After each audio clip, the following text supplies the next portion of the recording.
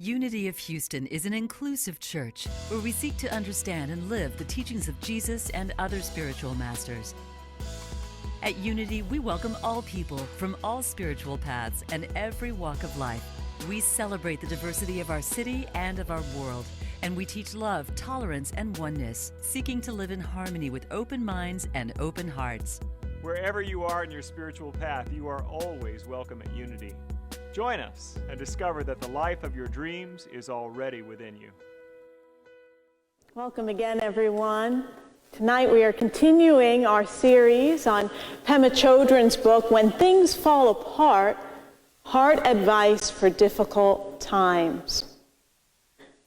Reverend Karen and I chose this book as a wonderful tool for us to use in our spiritual practice through this time of the pandemic and the lockdown and all the other things that are arising, have since arisen since the time we chose this book. And so tonight I was thinking, when we chose this book, some things have happened that I thought, well, I didn't want things to literally fall apart. I bit into a cookie. I had made these really delicious cookies for my husband for Father's Day, and he loves peanut butter, so it's a peanut butter cookie with Reese's Pieces in it. And I bit into one, and something hard was in it, and I thought, did I drop something in it? At first I'm thinking I'm poisoning my family or something with my cookies. And then I look and I thought, how did I drop a piece of porcelain that looks like the side of a tooth when I realized that my crown broke off on the side. So things were literally falling apart for me. And Reverend Karen is not here tonight. She is well. She's quarantining, and just because she had some possible exposure, she'll be back with us next Wednesday. We're looking forward to having you back, Karen, if you're watching tonight. And I think that it's important to have a sense of humor when we are experiencing things falling apart, to keep it light, to be good-natured about it. So that's part of my spiritual practice. Spiritual practice prepares us for difficult times in our lives. One of my practices that I've been doing that has really been helpful for me in this time of being home a lot more has been gardening. I am, for the first time, growing vegetables. I'd grown some herbs and flowers before. Now I actually have vegetables in the ground. So they're requiring daily tending. They need to be watered, they need mulch, they need the sun.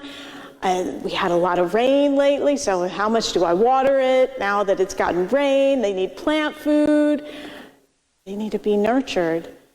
And so they require daily attention if we want plants to grow hardy and to thrive. And so the same is true for our spiritual practice. If we want to be hardy, aligned, and centered in our true divine nature, it requires daily practice. And more than a 10 or 15-minute meditation in the morning, that we take that and bring it into our entire life. And this is the process of growing up spiritually, evolving, shifting, making positive changes to create a more spiritual experience of our lives through daily practice. Just as we do with tending our gardens, we tend to our spirit, to our soul in this way, in our commitment to our practice. So we have a few questions that we're going to pose to you tonight for our spiritual talk back. And I invite you, as you're listening to my message tonight, to begin to comment on them as you feel so called. The first question for you is, what spiritual practices are serving you best to tend to yourself, to tend to your soul during this pandemic? So I'm wanting to hear from you. Are you doing a seated meditation practice? Or are you finding that a walking practice is serving you more? Perhaps you're coloring mandalas or doing soul collage. We've been having a weekly soul collage class on Monday nights where we get to create a card that reflects a piece of our soul, and over time you develop a whole deck and you get to see all aspects of yourself, things you would call positive, negative, light, dark, all of that showing up in visuals without words that you've created as a reflection of yourself. So that's one of my spiritual practices that has really tended me and given me something active, as well as, a meditation process is active because we're alert and we're being present, right? I feel like I need to do some more interactive things since I'm such a homebody lately, so that's really been helpful for me. I love soul collage. The process of growing up spiritually involves studying ourselves. Studying ourselves. Self-awareness leading to self-knowledge. So the more that we observe and become aware of what's going on in our inner life, the more we can know what is the reactive mind and what is our spirit, our witness consciousness, we also call it. And so we listen to talks and we meditate, and we even bring our mindfulness to eating, to working. We do all this to study ourselves, to know ourselves, and in knowing ourselves, we go deeper into our spiritual growth practice. It's been said that studying ourselves provides all the books that we need. There's a rich treasure of awareness within us. So we listen to talks, we read spiritual books to encourage us into a simple teaching, as Pema Chodron shares with us in this chapter. She says that all wisdom that we discover within ourselves is we discover how we cause ourselves to suffer, which we can also call our neurosis, and all the wisdom about unconditioned, unbiased truth in our minds. So within our minds, while we may tend to spend a lot of time noticing the monkey mind, the busy mind, also within our mind is always the presence of divine consciousness, that unconditioned, unbiased truth. And we can train our minds to bring our attention, our awareness to that in a greater way because it's always present. And the Buddha taught that truth can only be found in our own experience. I have this magnet, and I assume it's been on my fridge for years. I assume it's a real Buddha quote, or maybe it was attributed to him anyway. It says, "Doubt everything, find your own light." That our practice is really to discover the truth within ourselves. And not only is that encouraged in Buddhism, it's also encouraged in unity practicing, and I would say being a unity practitioner, that as we practice spiritual principle, and they're universal principles that are found in all the faith traditions, that we're encouraged to discover that truth within us. We can learn about it, but then it's only in the intellect. We want it to drop into the heart through our own personal experience. In the chapter, Pema Chodron talks about Zen master Bodhidharma.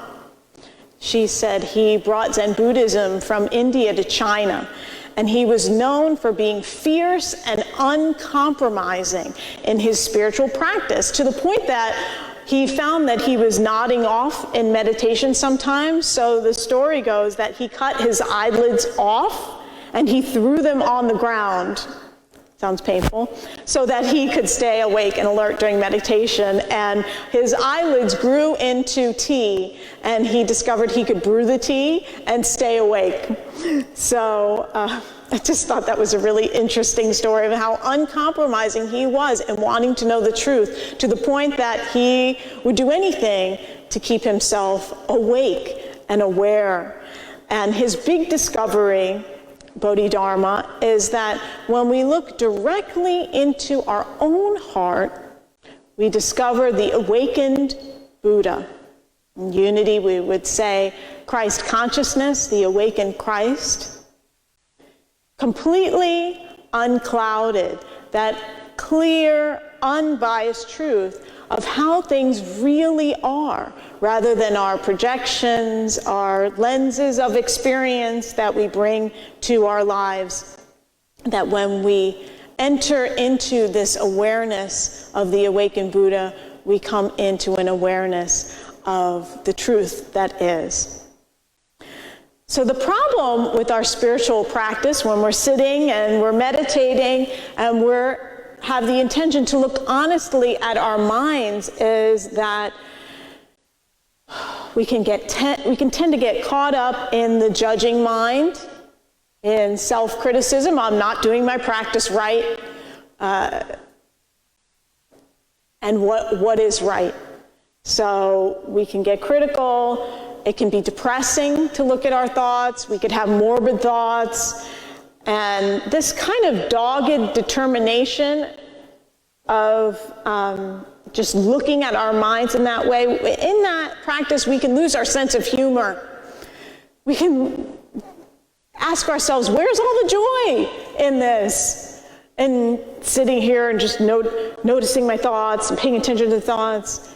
And so that's why in mindfulness there's so much emphasis on kindness, on loving kindness and being kind and gentle to yourself. And that's why I led you in that meditation on cultivating friendliness to yourself.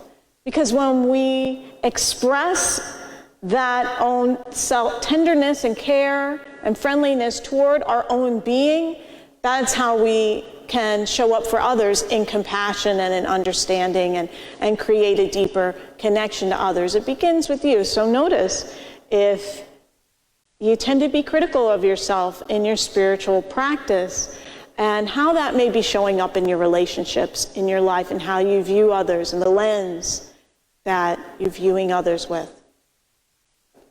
So it's honesty with kindness that we are cultivating in our practice. So the solution to this problem is to bring kindness. We can be mean to ourselves when we practice honesty without a sense of humor, a gentleness, a good-heartedness. Over the weekend, I did a half-day insight meditation home retreat that was guided with Jack Kornfield and Tara Brock. It was wonderful. And as they began the retreat, they said, give your super ego the day off. And I thought that was so helpful. I thought, I can just give my super ego a day off. The judging critical mind, you can rest. We're just going to go into the practice. I'm going into the practice without an intention to fix or heal anything, just simply to do the practice. Just practicing being kind to myself, no matter how the practice shows up, and knowing that everything is part of the practice. Even when someone's using a leaf blower in the house next door, that becomes part of the practice, rather than a reason to become reactive and to become disturbed and to become angry and to stop doing the practice, right? Just incorporating that into the total experience of awareness. So I'd like for you, in my second question for you, if you'll share in the comments an affirmation that you use to remember to be kind to yourself. What's something that you say to yourself to bring yourself back into your heart and gentleness? One that I use on a daily basis is, I love and approve of myself. I love and approve of myself. I love and approve of myself. I also like this affirmation from Scripture that was spoken by God to Jesus, and he was told, you are my beloved child in whom I am well pleased.